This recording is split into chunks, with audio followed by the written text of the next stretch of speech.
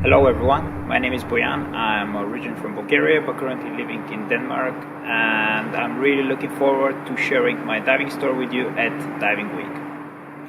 I remember my father, because in the old days back in Bulgaria he used to be a scuba diver, and he told me a lot of stories about it, and it has stuck in my head until I decided to try it out myself and to become a certified scuba diver. I did this back in Bulgaria one summer and I really enjoyed it. But afterwards I didn't do really anything to practice it. I lived in Denmark and I knew that people were diving in Denmark, but I thought it was really cold. I didn't really want that kind of experience. And I remember we went together with some friends to Vietnam, and then I thought, oh, that's a really good place to do some diving there. And it was indeed. I really enjoyed it. But I could see that I really needed some practice. I needed something more, and that was the point where I got persuaded myself that I really wanted to do some diving back in Denmark. I started doing some research and I found some clubs to join. And I remember this time it was still March, and it was dark, it was still windy, it was very cold. But I went to this club and I talked to the people and I really enjoyed the atmosphere in the club. At this point, I got to know that these people were diving all the year around, and I was really surprised to hear that because I thought it was only during the summer. But no, it was all the year around. But the difference was that they were using a dry suit rather than a wetsuit. So this was something new for me. Fortunately, at this time they had a time in the swimming pool, so every week you could go to the swimming pool, do some practice, or just do some swimming there. And I remember one of the people in the club, he gave me his dry suit just to try it out to see how it feels. And I tried it out, and I was so wet because it used to be a bit bigger than what I needed for that. But nevertheless, it gave me an idea of what it was to dive with a dry suit. After that, I did some research on the internet, and because the price of dry suits are much higher than those of wetsuits, so it was kind of expensive. But fortunately, I found a person on Facebook selling his dry suit, so I bought it secondhand and really enjoyed it. So I was ready to try it out myself. The good thing about joining a club is exactly this point, that you meet other people that have much more experience than you do, and you could discuss things with them, you could ask them about their meaning, and you get really a good experience with that. Our club, they did weekly dives, so basically once a week after work we went out diving at the beach in Copenhagen in Denmark, and it was really nice. It was very good practice about it. But the club is not only diving. It was really also about the social activities afterwards. After our dives, our weekly dives, we got together, we got some food, some drinks, did some chat. So it was really a nice experience all together. And once every weekend maybe we did also one tour to somewhere else where we had all the day to our available. What was different in Denmark about diving in other places is that conditions in Denmark are very specific, I believe.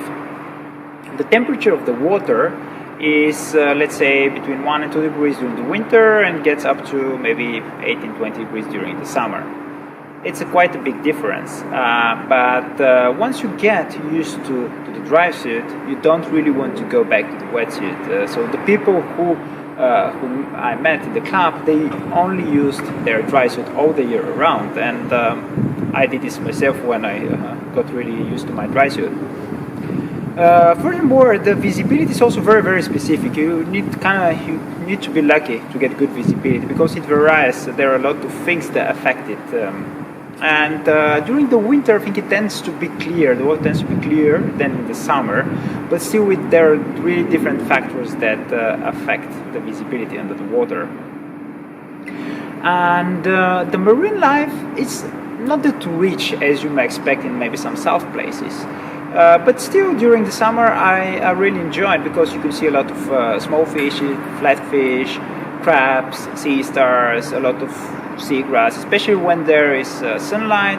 Really, I really like the colors, the underwater colors. So it's really peaceful and really enjoyable during the summer, I believe. But what I really like about diving in Denmark is the wrecks. There are really a lot of wrecks. I read something about that there are more than 10,000 estimated wrecks in Danish waters. But of course, many of them, they haven't really been allowed for diving. I have probably tried maybe around 10 wrecks, and they also depends their difficulty depends also really a lot, because there are some wrecks that are very shallow, maybe around 10-50 meters down to 20-25, and others that go down to 40-50 meters. My certificate allows me to go down to around 30 meters, so at this point I haven't tried that much. Yet there's still much more to explore out there. I remember another story about sailing. We have like a small boat we used to sail with, and then we did a dive to one of the wrecks. So when we went down to the wreck, we tied the anchor to the wreck so that we could use the line on the way back as well. So we did our dive, we came back to the same place, but then the anchor was gone, the line wasn't there. We're very puzzled what had happened, but nevertheless we started ascending very slowly. Then we used our safety sausage, and when we went to the surface we realized that the boat was far away, and what happened was that the line got cut for some reason, because probably of the strong waves that came at this point. Fortunately, the boat came back and we were picked up without any problems.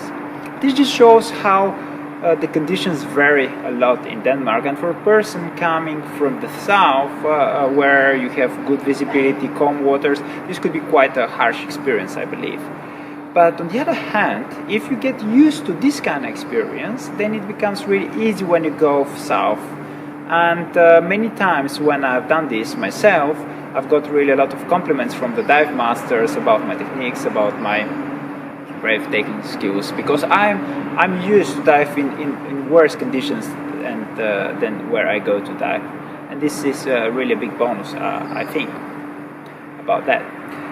For me, scuba diving is a hobby. I use it as a part of my travel experience a lot. So when I visit a new place, I combine it with the rest. So I don't just go and dive, I want to experience the culture of the people, I want to see places, and diving is part of this experience of this new place where I travel. I try to do it a lot, but of course I have to coordinate it with my work and also the other things that I do in my free time, but I really enjoyed it. And during the weeks in Denmark, this is just give me a lot of practice, really, just to go, do a very relaxing dive, come back, have some social activities with the club, and then get really good energy for the rest of the week. Diving for me is also really about sustainability. This is where I believe it is going to, and already today there are really a lot of projects about helping the marine life, maybe cleaning the bottom from trash, all kind of projects to help us preserve our seas, and I see diving as a natural part of it. As other sports, they also tend to become very sustainable at some point, so is scuba diving as well. I remember my instructor back in Bulgaria, he told me that we are guests under the water. This is not where we belong to. So we have to respect, like when you are guest to someone, you have to respect others, and you have to keep it clean, you have to keep it as it is, you don't have to disturb it, just to enjoy it and come back with really good memories. My name is Boyan, I'm so glad to share my diving experience with you. See you soon.